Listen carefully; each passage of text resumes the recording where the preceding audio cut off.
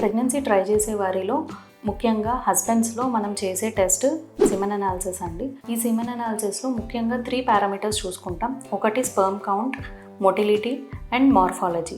యూజువల్గా ఆడవారిలో అండం విడుదలైన తర్వాత భార్యాభర్త కలిసినప్పుడు వీర్యకణాలు అనేవి గర్భసంచి ముఖద్వారం నుంచి ట్యూబ్ దాకా చేరి అక్కడ అండంతో కలిసి బేబీ అనేది ఫామ్ అవుతుందండి. అంటే వీర్యకణాలు గర్భసంచి కింద నుంచి ట్యూబ్స్ దాకా చేరుకోవాలి అంటే వాటి కదిలే కణాల శాతం అనేది ఎక్కువగా ఉండాలి.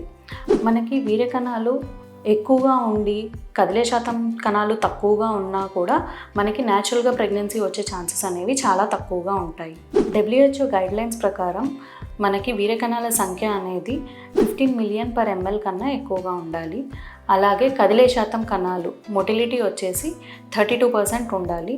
అలాగే మార్ఫాలజీ అంటే నార్మల్ ఫార్మ్స్ మనకి మోర్ దాన్ 4% అనేది ఉండాలి. మనకి స్పర్మ్ కౌంట్ ఎక్కువగా ఉండి మొటిలిటీ చాలా తక్కువగా ఉన్నా కూడా మనకి న్యాచురల్గా ప్రెగ్నెన్సీ రావడానికి ఛాన్సెస్ చాలా తక్కువగా ఉంటాయి. ఈ వీర్యకణాల పరీక్ష చేసినప్పుడు వీర్యకణాల్లో ఏ ఒక్క లోపం ఉన్నా కూడా మనం అడ్వాన్స్డ్ టెక్నిక్స్ అనేవి చెప్తామండి.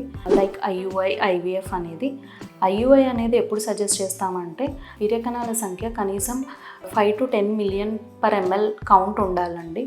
అలాగే ఒకవేళ లెస్ దాన్ 5 మిలియన్ కనుక ఉన్నట్టయితే అటువంటి వారిలో మనం IVF అనేది సజెస్ట్ చేస్తూ ఉంటాం.